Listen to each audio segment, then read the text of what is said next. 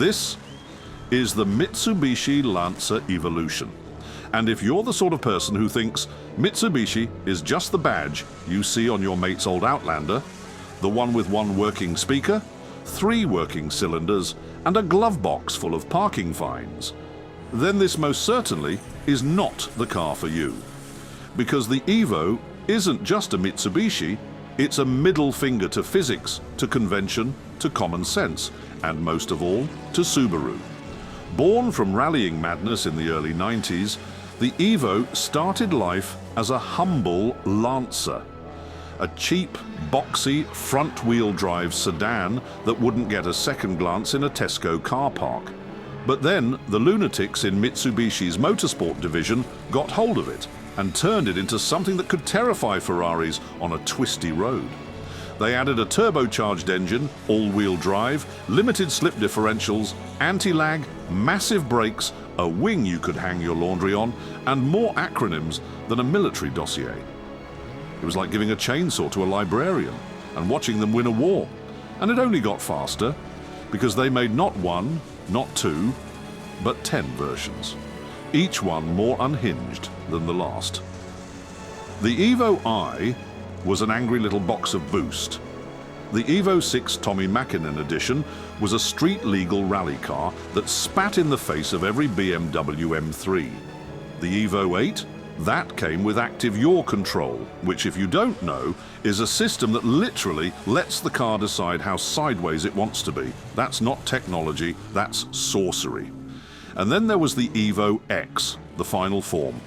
291 horsepower from a 2.0-litre turbocharged 4-cylinder. But that's just a number. What mattered was the delivery. The power didn't arrive smoothly. It arrived like a jackhammer to the spine. 1 second you're cruising. The next you're doing, 100 in your face, has folded into your ears. Now, the interior wasn't great. It had the charm of a rental car in North Korea. Plastic everywhere, dials that felt like they came from a microwave, seats that were more scaffolding than upholstery. But none of that mattered, because this wasn't about posh leather and ambient lighting. It was about going fast everywhere, all the time. The gearbox felt like it was forged in a steel mill by angry gods. The clutch was stiffer than a debt collector's handshake. The steering, pin sharp, with more feedback than an Amazon review section. You didn't drive an Evo, you wrestled it. And when you got it right, when you nailed the apex, felt the turbo spool, and caught the slide with half a turn of opposite lock, it was like dancing with a hurricane. On a wet British B-road, nothing could touch it. Not a Porsche, not a Ferrari. Not even that bloke in a Golf R who thinks he's Jeremy Clarkson.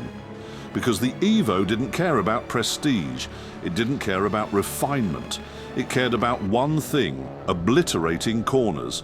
And it did that better than almost anything else ever built. Now let's talk about the sound. Or the absence of it, because unlike a V12 Ferrari or a flat 6 Porsche, the Evo didn't sing. It growled, it whooshed, it made turbo fluttering noises like a gremlin on Red Bull. And then there was the anti-lag. For those unfamiliar, anti-lag is a system that keeps the turbo spinning even when your foot's off the throttle. The result? Instant power and a soundtrack that sounds like gunfire at a fireworks factory.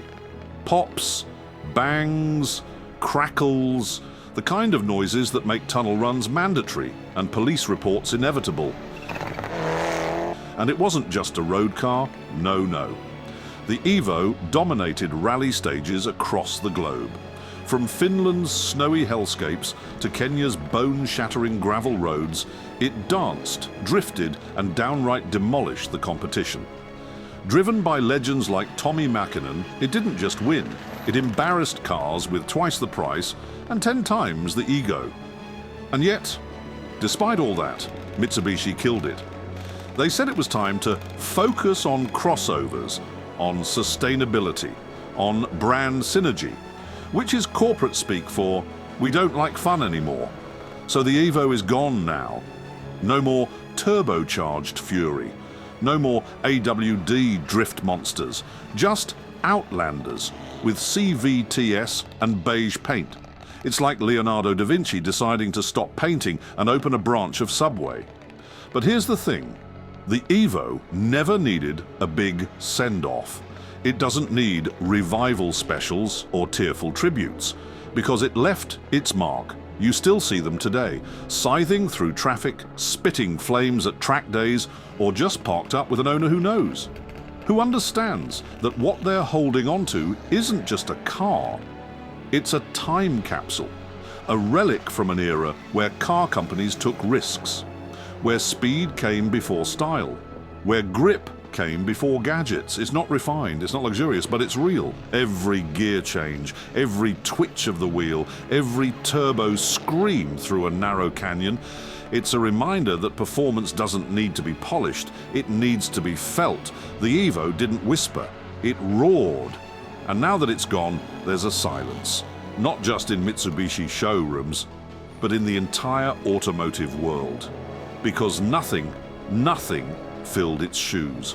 The Focus RS tried. The Golf R had a go. Even the WRX STI gave it its best shot. But none of them could match that perfect storm of rage, precision, and lunacy. The Evo wasn't trying to impress anyone. It didn't care what your neighbors thought.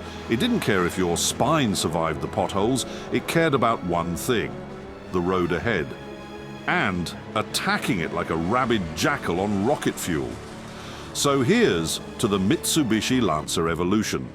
A car that was born out of rallying, honed in the real world, and worshipped by every teenager who ever stayed up late playing Gran Turismo. It wasn't glamorous, it wasn't elegant, but it was bloody brilliant.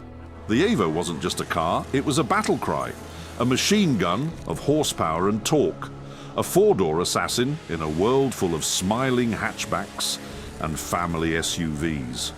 And we may never see its like again.